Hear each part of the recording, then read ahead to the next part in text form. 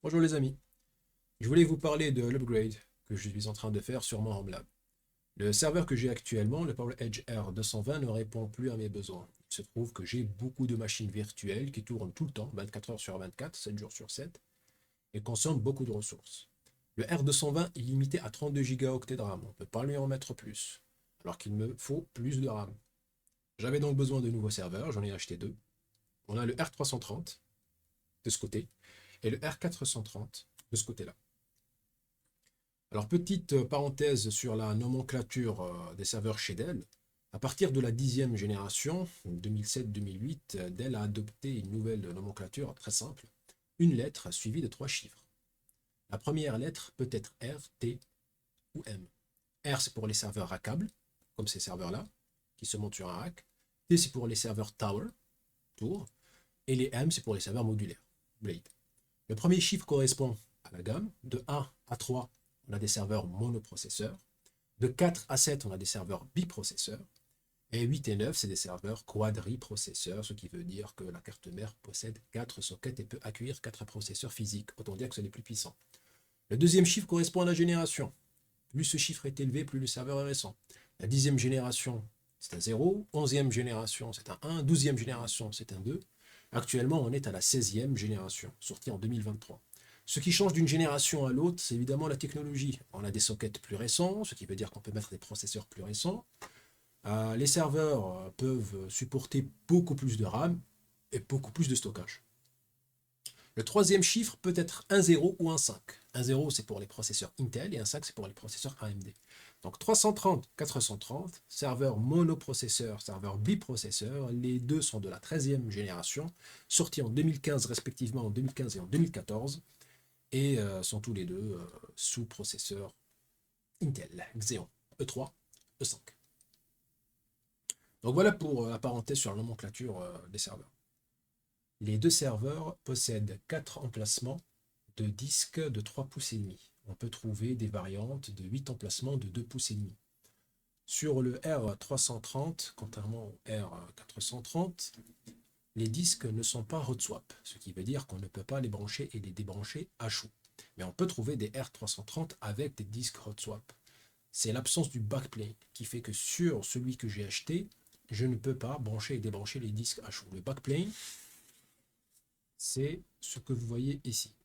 Cette barre qui peut s'enlever, hein, elle est remplaçable, possède 4 fiches SAS SATA. Et lorsqu'on insère un disque, le disque va se connecter sur ces fiches. Le backplane se vend une trentaine de dollars sur eBay. Donc je peux acheter un backplane et le mettre sur le R330. Il y a d'ailleurs des encoches des deux côtés du châssis. Puis on a des fentes où le backplane s'insère. Puis évidemment, il faudra refaire les câblages. Il faut enlever ces câbles pour mettre un seul câble qui va du backplane vers le contrôleur head. C'est une dépense supplémentaire inutile pour l'instant. Je n'ai pas besoin de ça sur le R330.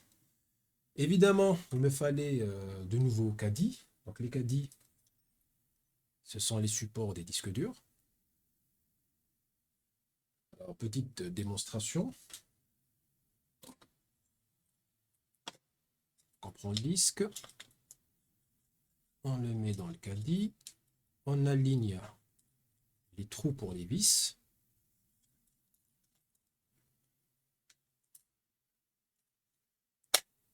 Puis, on met les vis, là je ne vais pas les mettre. Il faut l'ouvrir, il faut absolument que ça soit ouvert, c'est très important. On insère le disque et on le pousse jusqu'au fond, jusqu'à ce que le disque s'insère sur le backplane. Puis on ferme. Pour l'enlever, on appuie sur le bouton et on tire d'un coup sec. J'en ai acheté 4. Pour le R330, le caddie est différent. Puisque les disques ne sont pas hot swap, les caddies possèdent un stop ici, qui empêche de retirer le disque depuis à chaud. Donc on ne peut pas le retirer à chaud, il faut éteindre la machine, ouvrir le serveur, le débrancher de cette façon, appuyer sur ce stop, pousser le caddie depuis l'intérieur, et finir par le retirer comme ça.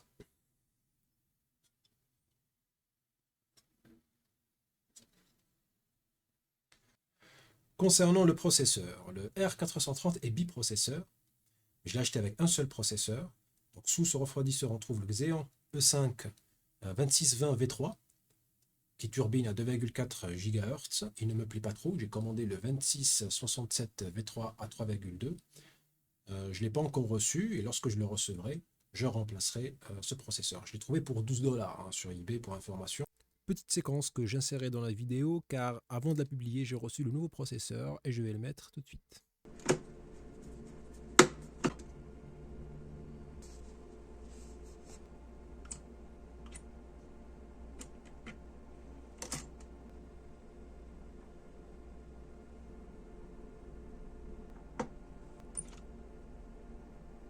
On met une petite noisette.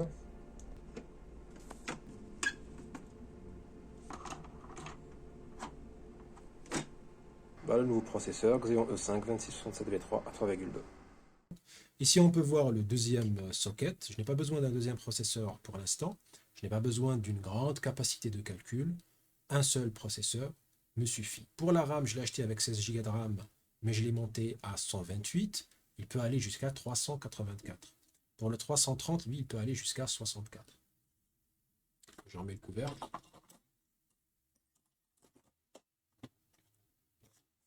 Le R430 possède un port ID Rack dédié.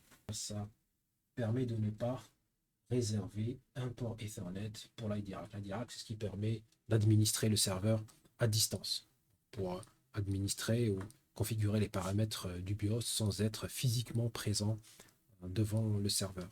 Il possède également une redondance de potes d'alimentation. C'est la même chose pour le 330. Ils sont modulaires. Vous les remplacer facilement. Donc si l'une lâche, l'autre prend le relais. Le 430, lorsque je l'ai acheté, il est aussi arrivé avec le faceplate. Le faceplate, c'est ça. Donc c'est une pièce, une sorte de couvercle de la face avant du serveur. Ça permet de sécuriser les disques.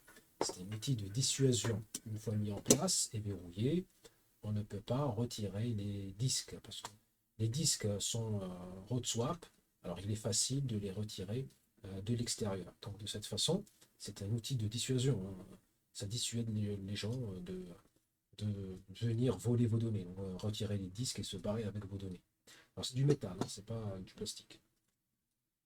Il est aussi arrivé avec des fillers. C'est ça. Alors techniquement, ça ne sert à rien. C'est juste pour ouvrir les baies vides de cette façon. Peut-être pour empêcher les cafards de rentrer. Pour conclure, le R430 sera mon serveur principal. C'est dans ce serveur-là que je vais migrer mes machines virtuelles. Je ne sais pas encore ce que je vais faire du R330. J'ai quelques idées, mais rien de définitif. Je peux l'utiliser comme serveur de stockage. Je peux le configurer comme cible iSCSI, comme DAS ou NAS, même si j'aurais préféré un R720 ou un R730 parce qu'ils ont 8 emplacements pour les disques, 3,5 pouces et 12 dans leur version XD. Alors évidemment, le mieux, ça aurait été d'avoir une baie de stockage, EqualLogic ou un PowerVault, mais ça coûte plus cher. C'est-à-dire que c'est plus économique d'avoir un serveur 720 ou un 730 et acheter des disques plutôt que d'acheter une baie de stockage. Alors un serveur n'égalera pas une baie de stockage parce que la baie de stockage, quand PowerVault et EqualLogic ont été conçus pour ça, conçus pour le stockage, mais dans le cadre d'un Home Lab pour faire des tests, pour tester des projets, tester voilà, des projets de stockage, etc. Je pense que c'est une très bonne alternative. Voilà donc pour l'instant ce qu'il y a à dire sur ces serveurs-là. Maintenant, il faut les monter. Alors ce que j'ai fait ici, c'est de vérifier les dates de fabrication des disques durs. Je voulais les mixer. Parce que des disques durs qui sont fabriqués en même temps ou proviennent du même lot, ils peuvent avoir des durées de vie similaires et risquent de tomber en panne presque simultanément.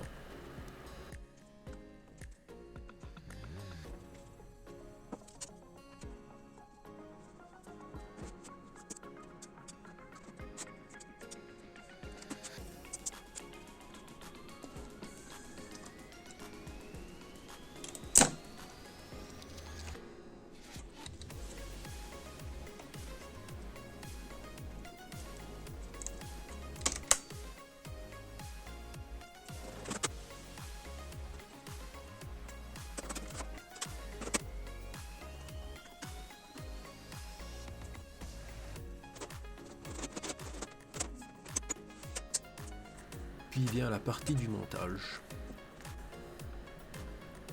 À cause d'un souci de longueur de câble, j'ai dû faire descendre le panneau de brassage. Je n'ai pas de câble assez long. Alors même si les serveurs dépassent un peu, ce n'est pas un problème en soi, mais je pense que je vais garder ça de façon provisoire.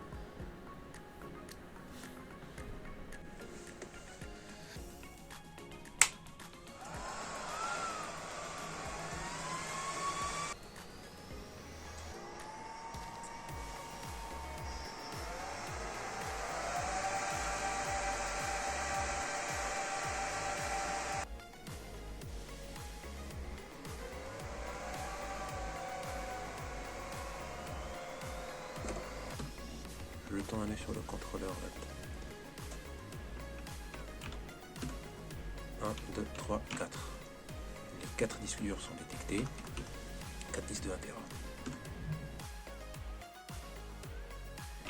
On va mettre un RAID 5.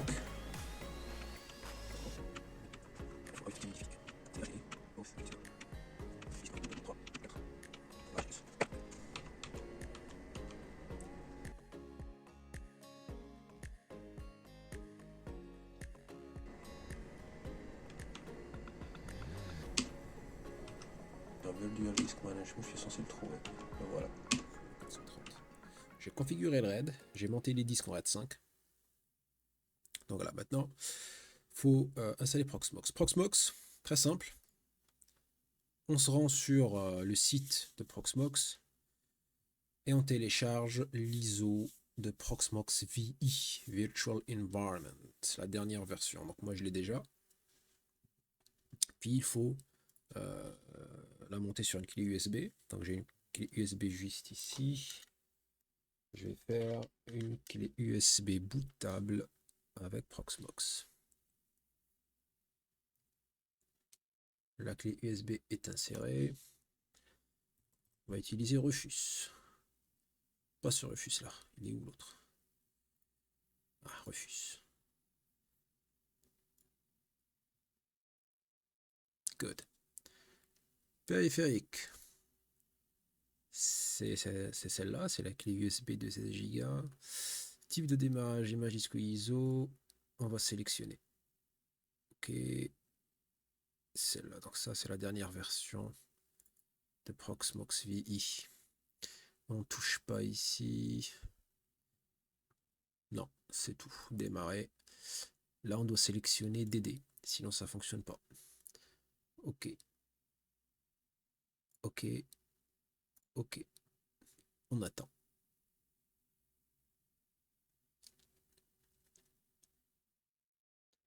On ferme Rufus.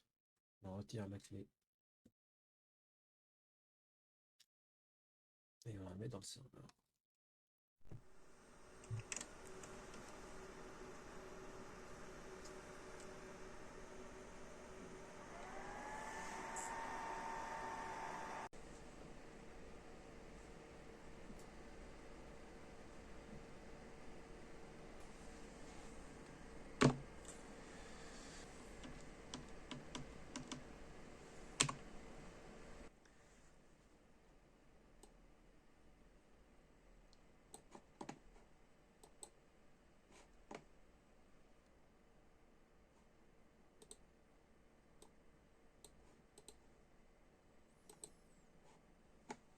Mot de passe.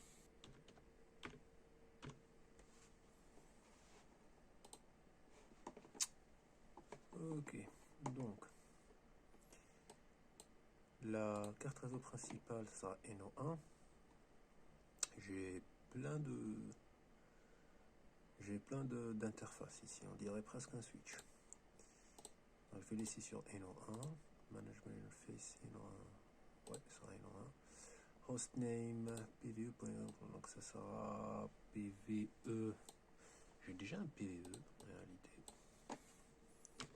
L'autre s'appelle PVE.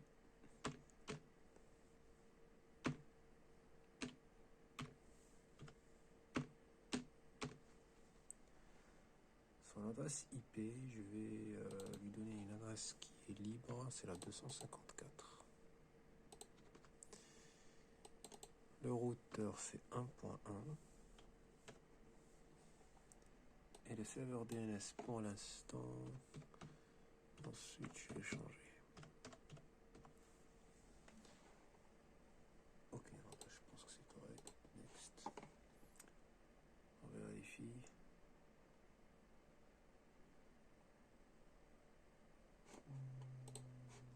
Je vais changer ça.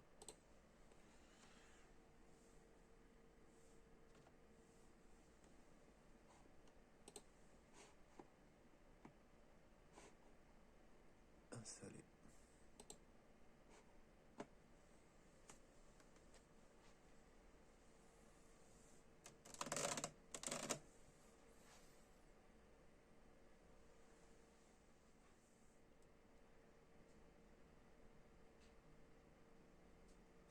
Et Proxmox maintenant est accessible à l'adresse IP que j'ai configurée. L'installation est terminée. On y accède via l'adresse IP qu'on a configurée lors de l'installation et le port 8006. Le mot de passe aussi, on l'a configuré durant l'installation. Et voilà. Donc là, on est sur l'interface.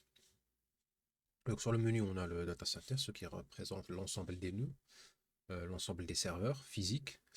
PVE1, c'est le 430, c'est le serveur physique.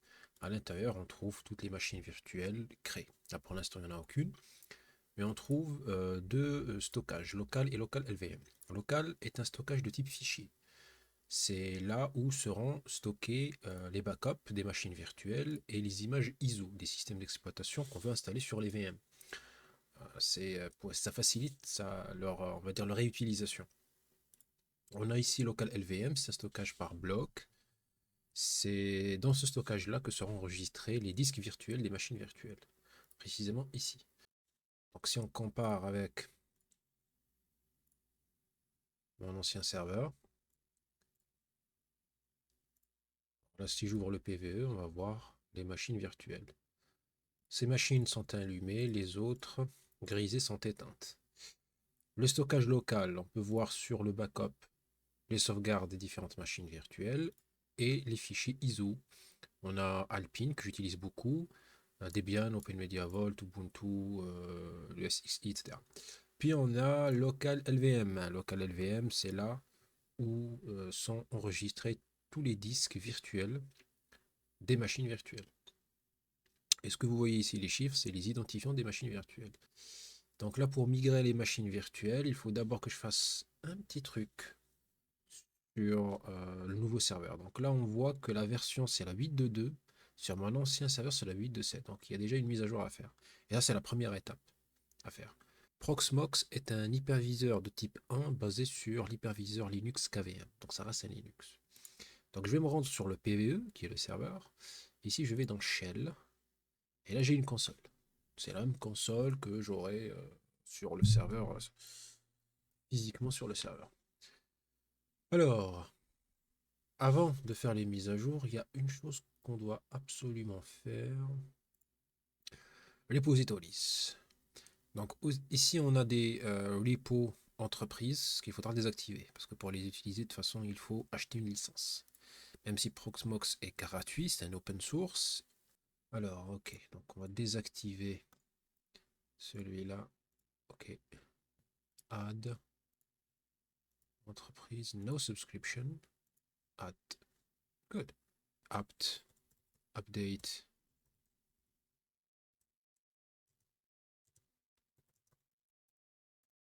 Apt upgrade. On le laisse faire la mise à jour. En attendant, ce qu'on va faire, pour migrer les machines virtuelles, il faut que je crée un cluster. Un cluster, c'est un groupe de serveurs connectés. Donc, pour créer le cluster, je peux le faire d'ici ou à partir du nouveau serveur. Ça n'a pas d'importance. Alors, pour ça, il faut aller dans Data Center, Cluster, Create Cluster, Cluster Name.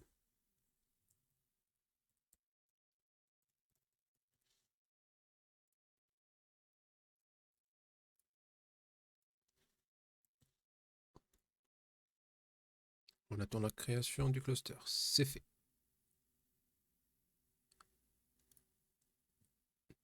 Super, donc le cluster est créé.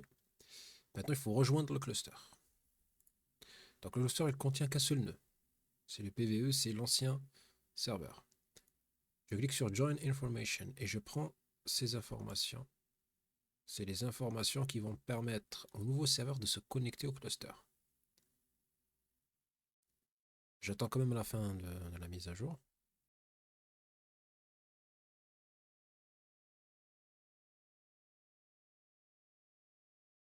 Good, la mise à jour est terminée. J'actualise la page, donc là on est 8.2.2, j'actualise 8.2.7, Data Center, Cluster, Join Cluster. Voilà, je copie je colle plutôt les informations. Ça c'est l'adresse IP de la cible. Ça c'est le mot de passe. Il faut saisir le mot de passe de l'autre serveur ou de celui-là, je sais pas. Attends. Peers, ouais, de l'autre serveur. Le mot de passe de l'autre serveur. Pour pouvoir accéder au cluster qu'il a créé. Join homelab.cluster. C'est bon. Donc là, on voit le data center avec les deux serveurs, l'ancien et le nouveau. Donc là, je les vois sur un seul interface et je peux gérer les deux serveurs sur un seul interface. Via un seul interface Proxmox, je gère les deux serveurs Proxmox, les deux serveurs physiques. Migration des machines virtuelles. Maintenant, pour les migrer, on va essayer avec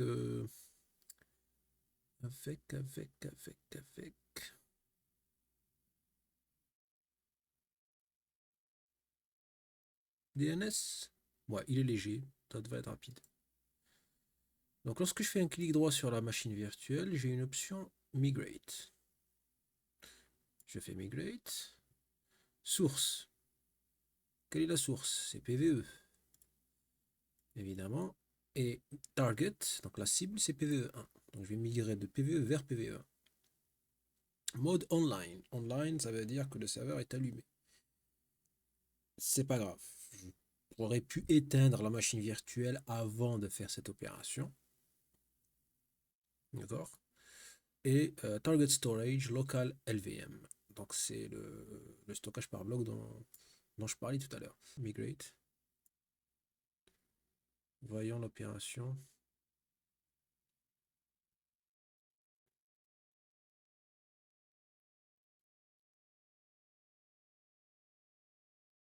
Ok. Ça progresse. Opération terminée. Je ferme la fenêtre et là je vois sur PVE1 que le serveur DNS est ici. Voilà, donc l'opération de la migration va continuer. La migration est terminée, toutes les machines virtuelles ont été migrées de l'ancien serveur vers le nouveau. Il y a quelques machines virtuelles que j'ai supprimées parce que j'en ai plus l'utilité. C'était des machines de test. Maintenant, l'étape suivante, c'est de retirer le serveur du cluster. Alors, en suivant la documentation de Proxmox, on va faire ça en ligne de commande. Première chose à faire, sur l'ancien serveur, je dois d'abord vérifier si le fichier existe.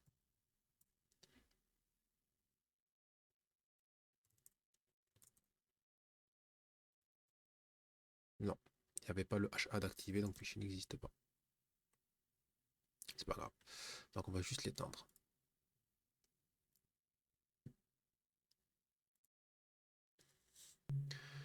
Maintenant, il faut se rendre sur le nouveau serveur. On va taper la commande pvecm expected one.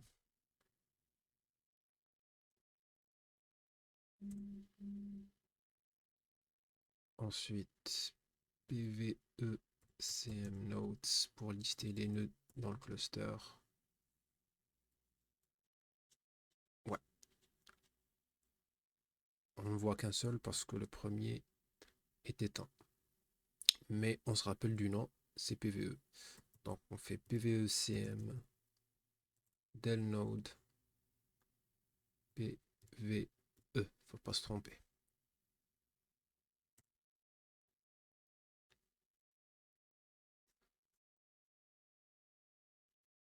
Ok.